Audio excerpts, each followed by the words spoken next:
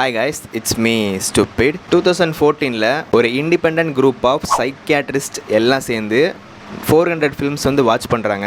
எதுக்கு அப்படின்னா சைக்கோபேட்டிக் கேரக்டர்ஸ்ட்டை வந்து அனலைஸ் பண்ணுறதுக்கு. எல்லாம் பண்ணி முடிச்சு 2017ல் ஒரு பெரிய லிஸ்ட்டை மேக் பண்ணுறாங்க. 2018ல் அந்த லிஸ்ட்டை வந்து மீடியாவில் வந்து அனௌன்ஸ் பண்ணுறாங்க. அந்த லிஸ்ட்டில் ஃபஸ்ட்டு பிளேஸில் இருந்தது No Country for Old Man மூவியில் ரொம்ப ரியலிஸ்டிக்கான ஒரு சைக்கோபேட்டிக் கேரக்டர் ப்ளே பண்ண ஆண்டன் ஷிகர் தான். Call it. Call it, yes. For what? Just call it.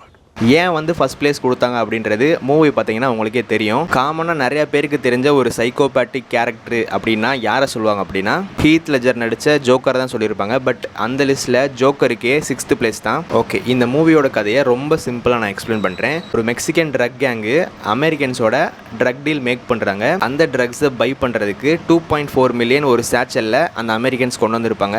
But அங்கே நடந்த டீலிங்கில் ஏதோ ஒரு பஞ்சாயத்து ஆனதுனால 2 கேங்குமே மாறி மாறி ஷூட் பண்ணிட்டு செத்துருவாங்க. அப்போ தான் வந்து அந்த இடத்துல ஹீரோ என்ட்ரி ஆகிறான். ஜோஸ் ப்ரோலின், அதான் இந்த தேனஸ் கேரக்டரு, அப்புறம் அந்த டெட்புல்ல வந்து அந்த கேபிள் கேரக்டர் ப்ளே பண்ணியிருப்பார்ல, அவர் தான். ஆக்சுவலாக இந்த மூவியில் வந்து அவர் ஒரு ஹண்டரு. அவர் யதார்த்தமாக ஹண்டிங் பண்ணிட்டு போயிருக்கும் போது இந்த 2 கேங்குமே ஷூட் பண்ணிட்டு செத்துருக்க இடத்துக்கு போயிருப்பார்.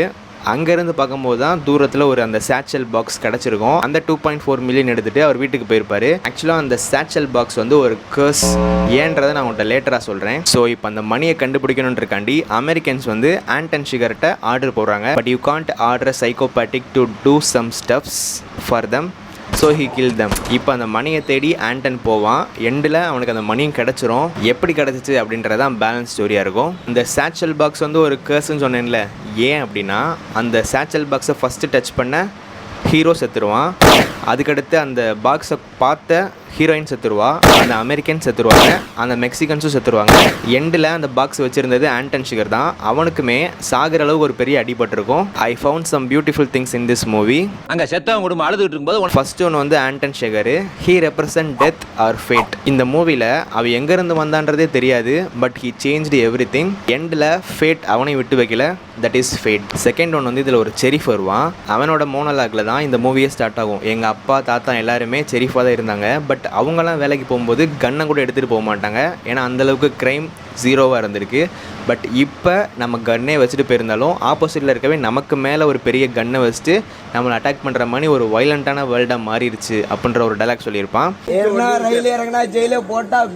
அந்த செரீஃப்க்கு ஹீரோவையும் தெரியும், ஹீரோயினையும் தெரியும், ஆண்டன் ஷிகரையும் தெரியும். தேர்டு ஒன் என்ன அப்படின்னா இந்த படத்தோட மெயின் கேரக்டரான ஆண்டன் ஷிகர், அப்புறம் ஹீரோ, அப்புறம் அந்த செரீஃப், இவங்க 3 பேருமே ஒருத்தர் மீட் பண்ணதே கிடையாது.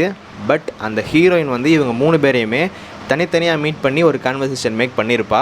ஃபோர்த் ஒன் வந்து இந்த மூவியில் ஹீரோ செத்ததை வந்து நம்மகிட்ட காட்டியிருக்க மாட்டாங்க. அது ஏன் அப்படின்னா இந்த மூவியில் ஹீரோ எப்படி செத்தான் அப்படின்றத நம்மகிட்ட விஷுவலாக காட்டியிருக்க மாட்டாங்க. பட் நமக்கு தெரியும் ஹீரோ வந்து ஒரு பிளேஸ்க்கு போயிருப்பான். அங்கே அமெரிக்கன்ஸோ மெக்சிகன்ஸோ ஹீரோ இருக்க பிளேஸை கண்டுபிடிச்சி வந்திருப்பாங்க.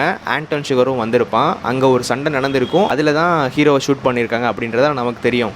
இதை ஏன் நீங்கள் விஷுவலாக காட்டலை அப்படின்னு சொல்லிட்டு இவங்க டேரக்டர்கிட்ட கேட்டபோது அந்த டேரக்டர் என்ன சொல்லியிருப்பார் அப்படின்னா, this is how death works, it happens all sudden அப்படின்ற மாதிரி ஒரு டைலாக் சொல்லியிருப்பார். ஆக்சுவலாக அந்த சீனுக்கு வந்து பின்னாடி ஒரு பெரிய பியூட்டிஃபுல்லான ஒரு விஷயம் இருக்குது. அது என்ன அப்படின்னா, அங்கே செத்தவங்க குடும்பம் அழுதுகிட்டு இருக்கும்போது உனக்கு ஹீரோயினும் அந்த செரீஃபும் ஒரு கான்வர்சேஷன் மேக் பண்ணியிருப்பாங்க. நீ உன் ஹஸ்பண்ட் எங்கே இருக்கான்னு மட்டும் சொல்லிடு, அவன் உயிருக்கு எந்த ஆபத்தும் வராமல் நான் பார்த்துக்கிறேன் அப்படின்ற மாதிரி அந்த செரீஃப் சொல்லியிருப்பான். ஹீரோயினுமே சரி ஓகே நம்ம ஹஸ்பண்டுக்கு எதுவும் உயிருக்கு ஆபத்து வராதுன்னு இவர் சொல்கிறாரே அப்படின்றக்காண்டி தான் அவனோட ஹஸ்பண்ட் எங்கே இருக்காரு அப்படின்றத ரிவீல் பண்ணியிருப்பா. பட் அங்கே நடந்தது என்ன அப்படின்னா, ஷெரீஃப் வந்து அந்த பிளேஸ்க்கு போகிறதுக்கு முன்னாடியே அங்கே வந்து ஹீரோ செத்து கிடப்பான். அதே மாதிரி அந்த ஹீரோ இறந்த பிளேஸ்க்கு ஹீரோயினும் வந்திருப்பா. இப்போ அந்த ஷெரீஃப்க்கு வந்து எந்த அளவுக்கு ஒரு கில்ட் இருந்திருக்கும், அந்த கில்ட்டை நம்மளும் ஃபீல் பண்ணணும் அப்படின்றக்காண்டி தான் ஹீரோட டெத்தை வந்து ஆஃப் ஸ்க்ரீனாக காமிச்சிருப்பாங்க. ஆக்சுவலாக அந்த No Country for Old Man அப்படின்ற டைட்டில் யாருக்காக வச்சுருப்பாங்க அப்படின்னா அந்த செரீஃப்காக தான் வச்சுருப்பாங்க. பிகாஸ் அவர் எங்கே இருக்கும்போது இந்த மாதிரி ஆண்டன் ஷிகர் அப்படின்ற ஒரு கேரக்டரை மீட் பண்ணியிருக்கவே மாட்டார். மூவியோட எண்டில் அவர் ரிட்டையர் ஆகியுமே பயந்துக்கிட்டே தான் இருப்பார்.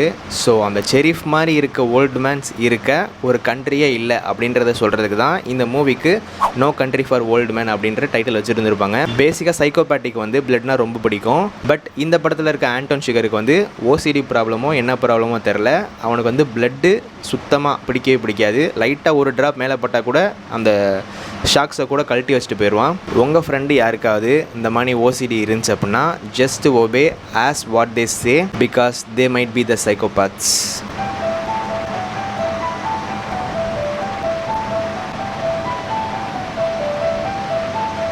subscribe. உண்மையாவே அவன் லூசு